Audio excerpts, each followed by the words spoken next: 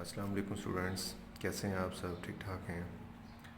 अच्छा बच्चों, आज हम यूनिट नंबर 9 कंटिन्यू करने लगे हैं। यूनिट नंबर 9 का जो इंट्रोडक्शन है वो ये है कि बोर्ड स्कीम में जो दो थ्योरम आने हैं क्वेश्चन नंबर 9 के अंदर, वो एक थ्योरम यूनिट नंबर 9 में से आना है और एक थ्योरम यूनिट नंबर 12 में से आना है। यानी कि ये चैप्टर मोस्ट इम्पॉर्टेंट चैप्टर है according to theorem point of view जो होगा।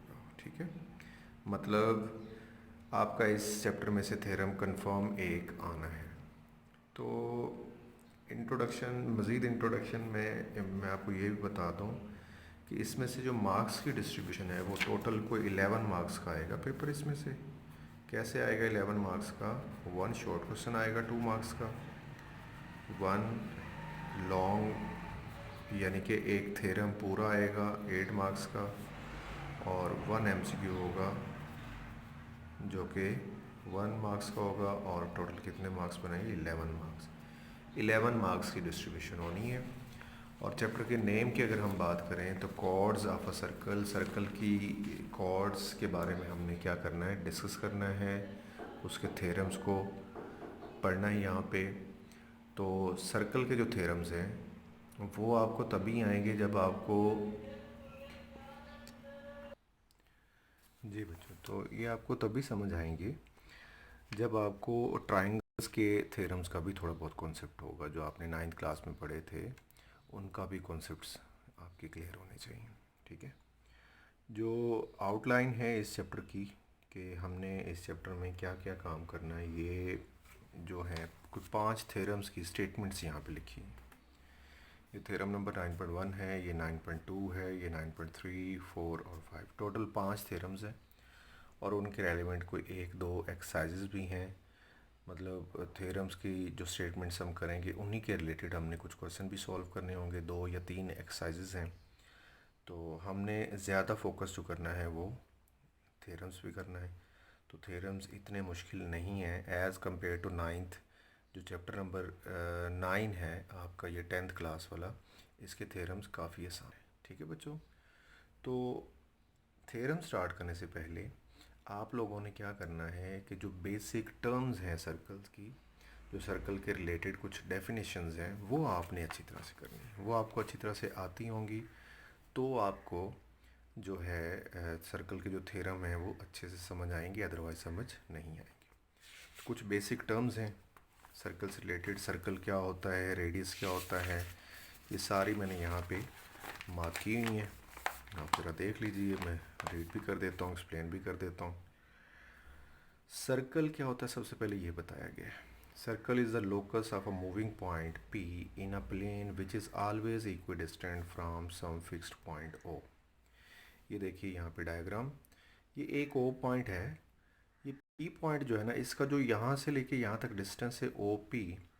अब पी पॉइंट ने मूव करना है इस सर्कल के राउंड अबाउट में, इसके इर्द गिर्द इसने मूव करना है। इस तरह से मूव करना है कि ऐसे ये जब ट्रैवल करेगा ना, ऐसे, ठीक है, तो इसका हर दफ़ा ओ से जो डिस्टेंस रहेगा वो सेम रहेगा। इनके जितना यहाँ पे रहा है ना ओ से पी तक, ओ पी डिस्टेंस, ये हर दफ़ा सेम रहेगा। मिसाल के तौर पे अब यहाँ पे पी पॉइंट है, इधर आ गए, अब भी इसका डिस्टेंस वही होगा। अब पॉइंट इधर आ गया ये वाला, अब भी इसका डिस्टेंस उतना ही रहना चाहिए।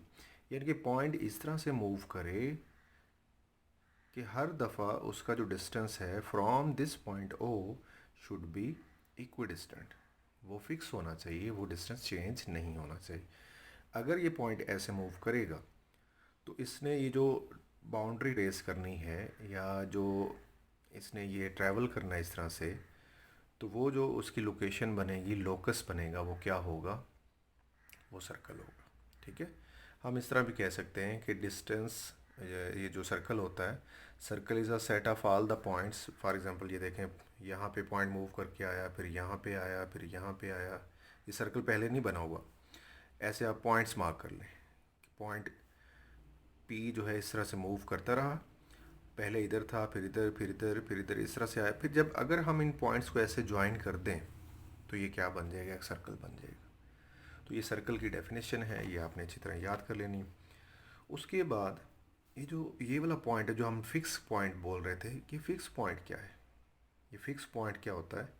ये सेंटर ऑफ द सर्कल होता है, ठीक है। The fix point that is not lying on the circle, ये सर्कल के अंदर नहीं है, ये सर्कल की बाउंड्री के ऊपर नहीं है, ये सर्कल के यहाँ पे है, तो इसे हम क्या बोलते हैं, सेंटर बोलते हैं।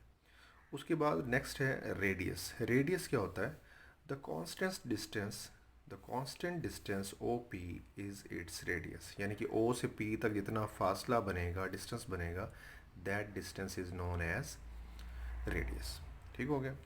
उसके बाद ये टर्म्स आपने वैसे पढ़ी हुई हैं, लेकिन उनको प्रॉपरली हम डिफ़ाइन कर रहे हैं। सरकमफेरेंस के बारे में भी आपने पढ़ रखा है, सुना हुआ है। क्या होता है circumference, boundary traced by moving point P is called circumference of the circle, यानी कि पी पॉइंट जब यहाँ पे मूव कर रहा है तो यहाँ से उसने मूव करना शुरू किया और वापस यहीं पे आके मूव उसने किया, तो जितना उसने डिस्टेंस ट्रेवल किया है, that distance is known as circumference. ठीक है। रेडियल सेगमेंट क्या होता है, रेडियस तो हो गया ना कि डिस्टेंस बन गया from this point two this point.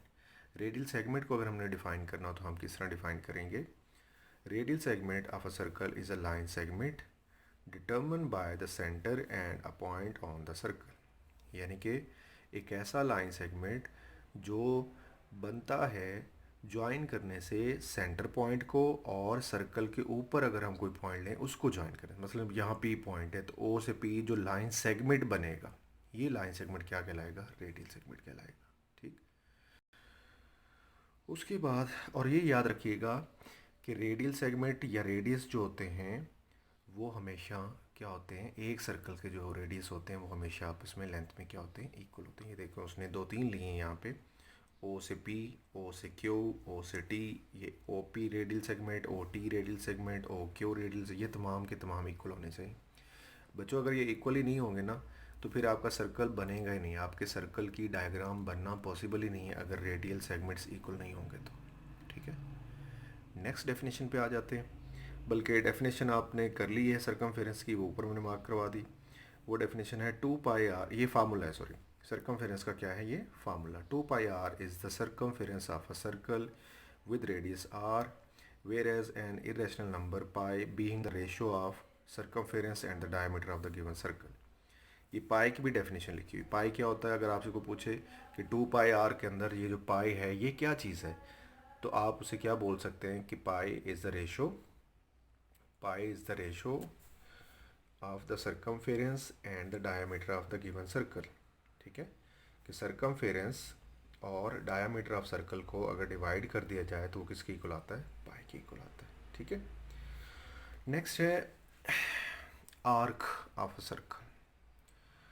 Arc of a circle क्या होता है, ये सर्कल की बाउंड्री का, सर्कल के सरकमफेरेंस का एक पोर्शन होता है। ये देखिए, ये जो पोर्शन है ऐसे आपने देखना, ए सी बी, इस तरह से कर्व की फॉर्म में सर्कल की बाउंड्री पे देखें आप, ए सी बी, ये सर्कल की पूरी बाउंड्री नहीं है, कुछ पोर्शन है, तो ये ए सी बी क्या कहलाएगा, आर कहलाएगा। ठीक है। उसके बाद है कॉर्ड। क्या है जी, कॉर्ड क्या होता है, कॉर्ड यहाँ पे उसने जो कॉर्ड बनाई है वो ए के बी है, ये कॉर्ड जा रही है ए के बी, ये इसकी बात करनी है हमें, ए के बी। बच्चों ज़रूरी नहीं है कि आप ए के बी ही नाम दें, आप कुछ भी नाम दे सकते हैं, आप डेफिनेशन पे फोकस करिए कि कॉर्ड जो होती है वो एक लाइन सेगमेंट होती है, is a line segment joining any two points A and be on the circumference of a circle, यानी कि सरकमफेरेंस ऑफ अ सर्कल के ऊपर कोई से दो पॉइंट लें, जैसे ये है, एक पॉइंट इधर ले लें आप, इनको आपस में क्या कर दें, ज्वाइन, तो क्या बन जाएगा, एक कॉर्ड बन जाएगी। ये मैंने क्या बनाई है, कॉर्ड। ये ए के बी भी क्या है, कॉर्ड है। ठीक है। तो कॉर्ड का नाम आप खुद से भी रख सकते हैं, ज़रूरी नहीं कि आप यही। कॉर्ड के बाद है नेक्स्ट डायामीटर। डायामीटर क्या होता है कि ये भी एक कॉर्ड ही होती है। ठीक है, ये भी एक क्या होती है, कॉर्ड। जैसे ये देखो पी और क्यू को आपस में मिलाया जा रहा है, पी और क्यू को जब मिलाया जा रहा है तो ये लाइन सेगमेंट जो है पी क्यू, ये कहाँ से पास होता हुआ जा रहा है, ओ से। ओ क्या चीज़ है, ओ सेंटर ऑफ द सर्कल है। तो अगर आपकी कॉर्ड कहाँ से पास होके जाए, सेंटर ऑफ द सर्कल से पास होके जाए, that chord is known as diameter. That chord is known as diameter. ये देखिए लिखा हुआ है, diameter P O Q is the chord passing through the centre of the circle. कि ये एक ऐसी कॉर्ड है जो सेंटर में से पास होती है। तो अगर कोई आपसे पूछे कि कॉर्ड में और डायमीटर में फ़र्क क्या है, तो आपने उसे क्या बताना है कि यार जो कॉर्ड होती है वो मे और मे नॉट डायमीटर, वो डायमीटर हो भी सकती है और नहीं भी हो सकती, यानी कि कॉर्ड का सेंटर से पास होना ज़रूरी नहीं है। वो जस्ट सर्कल के दो पॉइंट्स को आपस में ज्वाइन करेगी, चाहे वो सेंटर से पास हो चाहे ना हो।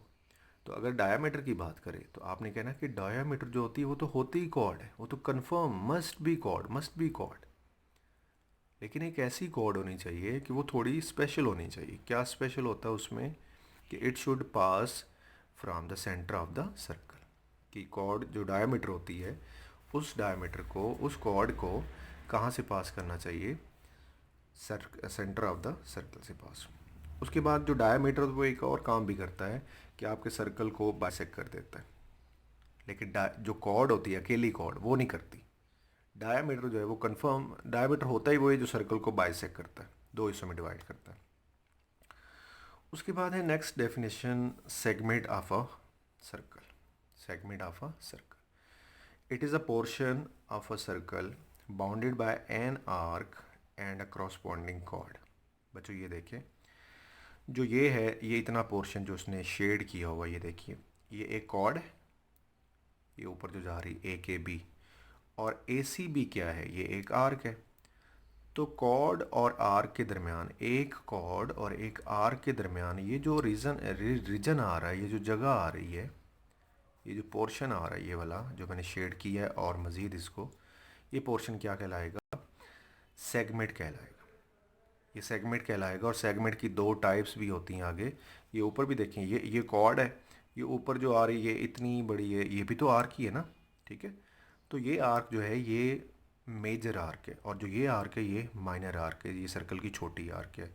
तो ये माइनर सेगमेंट होगा जो ऊपर बच जाएगा सारा। ये ऊपर वाला ये जो ऐसे स्लैंटिंग लाइन से शेडिंग किया गया है, ये क्या है, ये मेजर पोर्शन है, ये मेजर सेगमेंट है, ठीक है।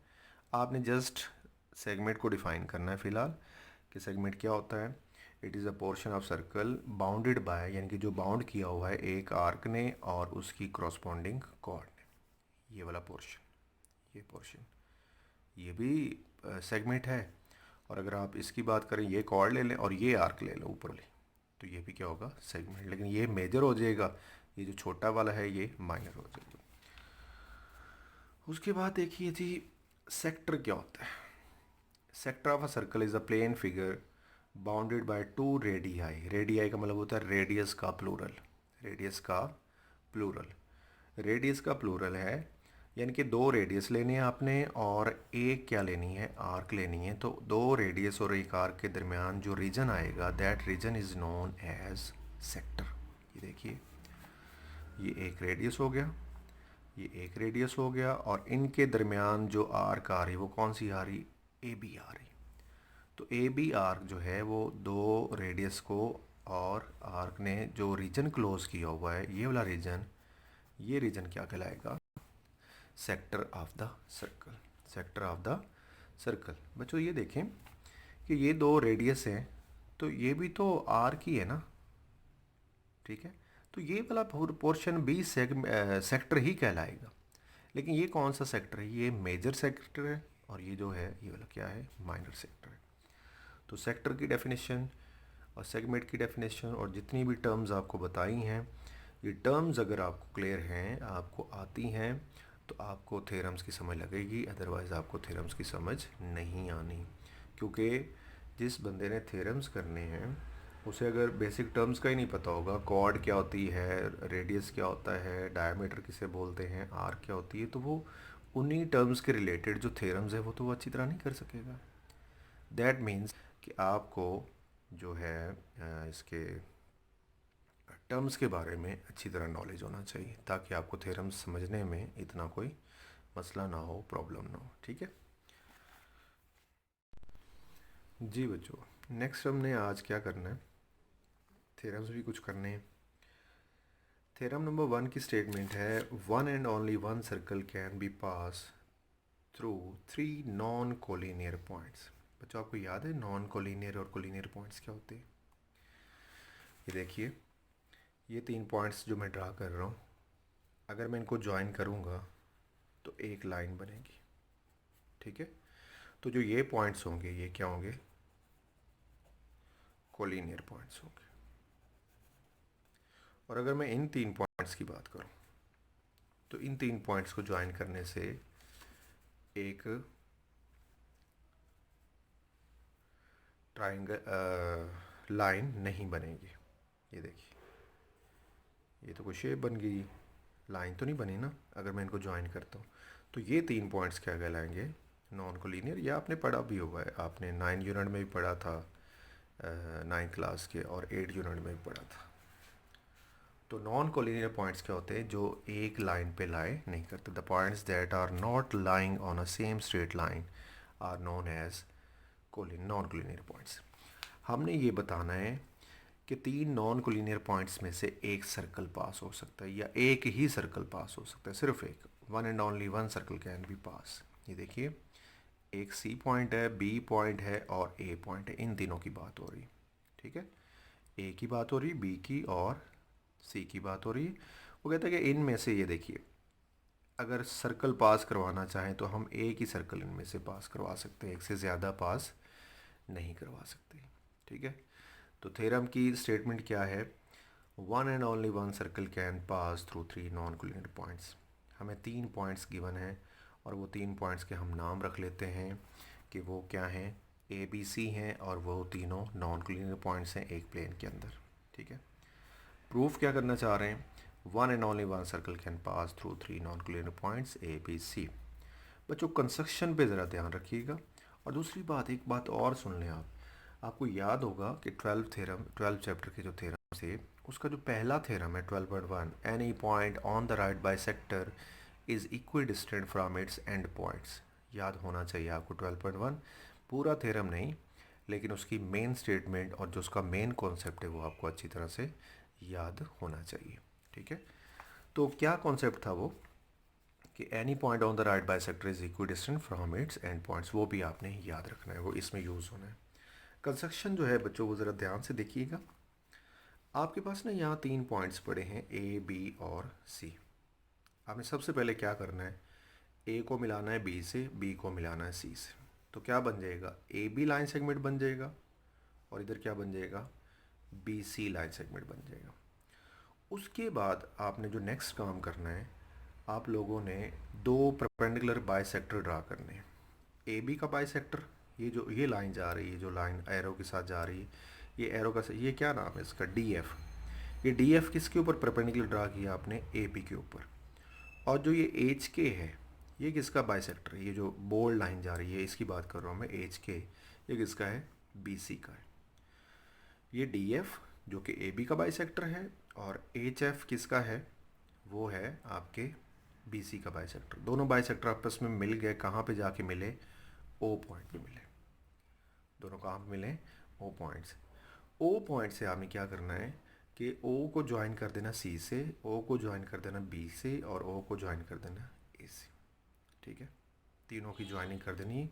तीनों जो एंड पॉइंट्स हैं लाइन सेगमेंट्स के, बी सी का बी सी, बी और सी दोनों को ज्वाइन किया ओ से, ए बी का ए और बी, बी पहले ज्वाइन हो चुका है तो ए को भी ज्वाइन करवा देना आपने। ये सारा यहाँ पे कंस्ट्रक्शन में लिखा हुआ है जो मैंने आपको एक्सप्लेन कर दिया। प्रूफ के अंदर आ जाए। प्रूफ में क्या लिखा हुआ है, सबसे पहले, every point on D F is equal distant from A and B. बच्चों ये देखें, गौर से देखिएगा ज़रा। अगर आप 12.1 थ्योरम जिस बच्चे को अच्छी तरह से आता है तो वो याद करे कि 12.1 थ्योरम की स्टेटमेंट यही थी, उसकी डायग्राम यही थी कि आप ऐसे एक लाइन सेगमेंट बनाते थे, एक राइट बाइसेक्टर लेते थे, उसका नाम आपने पी रखा था उस पॉइंट का, पी का इधर से डिस्टेंस, पी का इधर से डिस्टेंस क्या होना चाहिए, सेम। तो यहाँ पे कौन है पॉइंट राइट बाइसेक्टर के ऊपर, ओ। ओ का डिस्टेंस ए से, ओ का डिस्टेंस बी से क्या होना चाहिए, सेम होना चाहिए। ओ का ए से और बी से डिस्टेंस क्या होना चाहिए, सेम। तो आपने ये पहले बताना है कि every point on D F is equal distant from A and B. क्यों इक्वल है ये भी बता दीजिए आप, क्योंकि डी एफ जो है वो परपेंडिकुलर बाइसेक्टर है ए बी का, और परपेंडिकुलर बाइसेक्टर से कोई भी पॉइंट ए बी के दोनों एंड से क्या होगा, इक्वी डिस्टेंट होगा।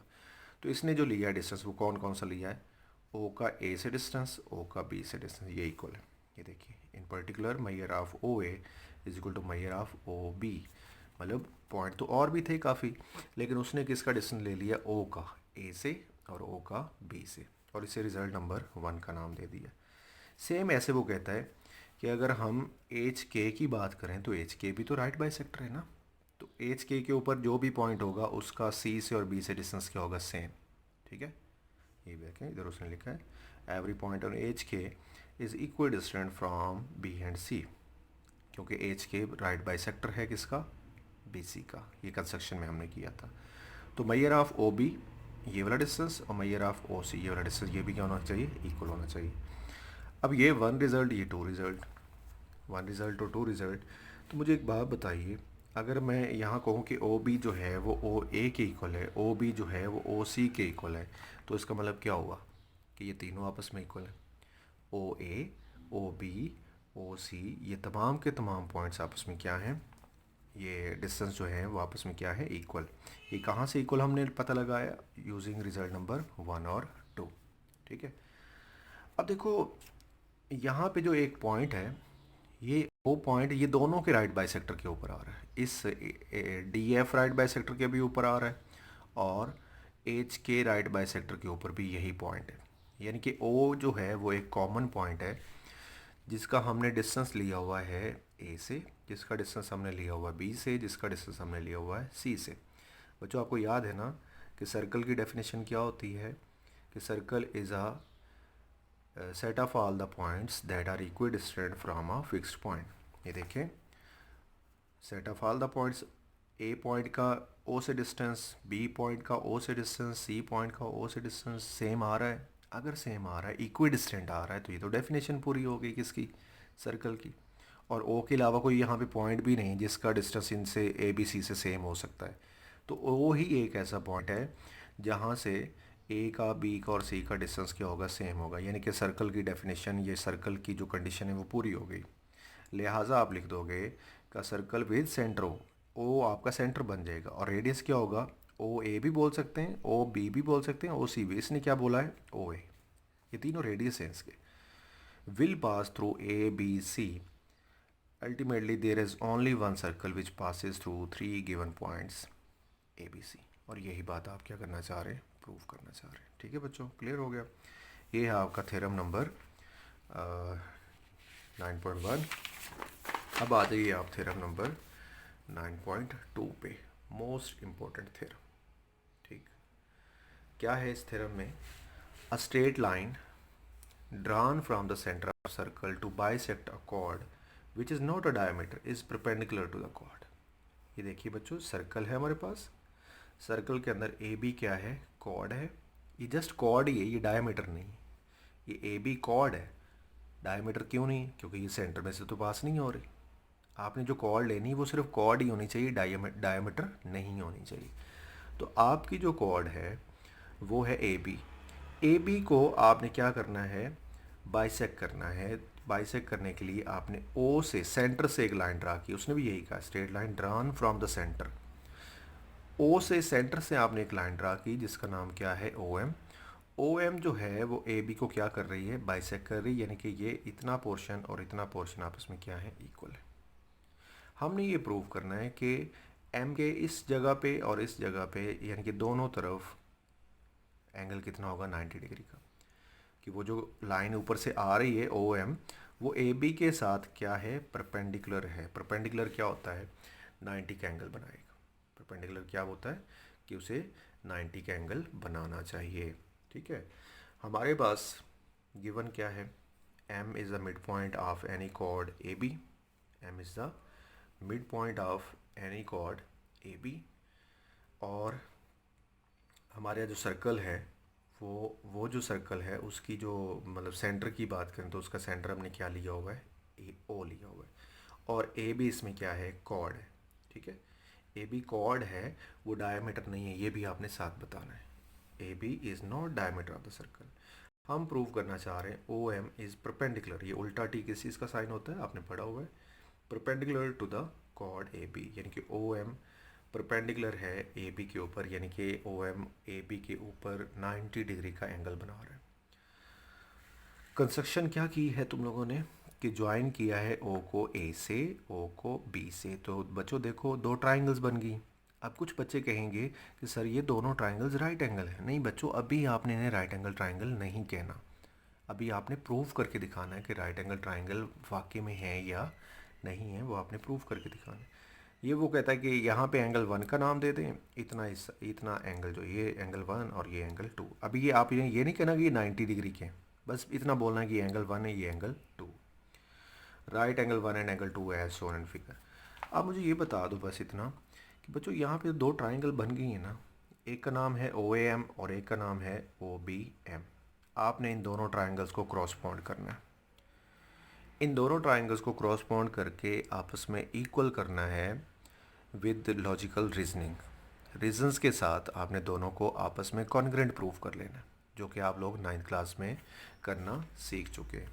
मैंने क्या किया यहाँ पे कि ट्राइंगल्स को क्रॉस बॉन्ड किया। ये क्रॉसपॉन्डेंस का सिंबल है। सबसे पहले मैंने बताया कि measure of O A measure of O B के इक्वल है। ये ओ ए है क्या चीज़, ओ से ए ये तो रेडियस है, ओ से बी ये भी रेडियस है। तो बच्चों आपको पता है कि रेडियस ऑफ द सर्कल जो होते हैं जितने मर्जी बना लें, एक सर्कल के जितने मर्जी रेडियस बना लो, वो सारे के सारे इक्वल होते हैं। लिहाजा ओ ए को ओ बी के इक्वल होना चाहिए। रीज़न क्या लिखोगे, क्योंकि ये रेडियस ऑफ सेम सर्कल है और सेम सर्कल है तो अंडरस्टूड इनको क्या होना चाहिए, इक्वल होना चाहिए। उसके बाद आप लिखें A M equal to B M. मैंने ये बताया था ना कि ये हिस्सा और ये हिस्सा बराबर है। ये उसने खुद कहा है, बाइसेक करती है। जो ऊपर से लाइन आ रही है वो कॉर्ड को बाइसेक करती है कि ए एम बी एम आपस में क्या होगा, इक्वल होगा। तो A M B M equal कर लें क्योंकि ये गिवन है। O M equal to O M, ये देखिए ओ एम जो लाइन सेगमेंट आ रही है ये दोनों ट्राइंगल्स के पास कॉमन है। और आपको पता है जो कॉमन साइड होती है वो हमेशा क्या होती है, इक्वल होती है। तो ओ एम इक्वल टू क्या होगा, ओ एम। देखें कितने एलिमेंट्स पूरे हो गए, 1 2 3, 3 एलिमेंट्स आपने इक्वल प्रूव कर लिए। तो आप लिख सकते हैं देयर फोर, ये किस चीज़ का साइन होता है, देयर फोर। 3 डॉट्स जो लगे होते हैं ये किस चीज़ का sign, therefore triangle O M is congruent to triangle O B M. Triangle O A M और ओ बी एम आपस में क्या है, इक्वल। लिहाजा आप लिखेंगे कि मेजर एंगल 1 और मेजर एंगल 2 भी आपस में इक्वल है। बच्चों मेजर एंगल 1 और 2 को आपस में इक्वल प्रूव कर सकते हैं। अब हम लिख सकते हैं क्योंकि ट्राइंगल आपस में कॉन्ग्रेंट हो चुकी हुई हैं। लिहाजा हम लिख देंगे कि measure angle 1 is equal to measure angle 2। इसे रिजल्ट नंबर 1 का नाम दें और यहाँ लिखिए क्रॉसपॉन्डिंग एंगल्स। ये बच्चों यहाँ पे साइड्स लिखा हुआ है, अगर किसी की बुक में साइड लिखा हुआ तो ये गलत है, आप इसे करेक्शन कर लीजिएगा। ये corresponding angles of congruent triangles है। इसका क्या मतलब होता है कि ये वो एंगल्स हैं जो आपस में इक्वल हो गए हैं। इस वजह से इक्वल हो गए हैं क्योंकि इनकी जो ट्राइंगल्स हैं, जिन ट्राइंगल्स में ये दोनों आ रहे हैं वो ट्राइंगल आपस में इक्वल हो गई हैं। अगर ट्राइंगल इनकी इनकी क्रॉसपॉन्डिंग ट्राइंगल्स इक्वल हैं तो ये क्रॉसपॉन्डिंग एंगल्स हैं, लिहाजा ये भी आपस में क्या होंगे, इक्वल होंगे। दूसरी बात बच्चों ये कि ये देखो कि अगर मैं एंगल 1 और एंगल 2 को ऐसे ज्वाइन कर देता हूँ, ऐसे यहाँ से शुरू हो रहे हैं ये दोनों और यहाँ पे जाके दोनों ख़त्म हो गए, तो देखो ये तो एक डी बन रही है पूरी। डी कितने की होती है, 180 की। तो ये 180 का एंगल बन रहा है ना। लिहाजा हम लिखेंगे कि measure angle 1 plus measure angle 2, या इसका ऐसे नाम रख लें A M B. A M B angle जो है वो कितने का है, 180 का है। इसे रिजल्ट नंबर 2 का नाम दें। ये देखें यहाँ से देख के पता चल रहा है कि ये दोनों मिलके 180 बना रहे हैं। Adjacent supplementary angles. Supplementary angles कौन से एंगल्स होते थे, आपको याद होना चाहिए।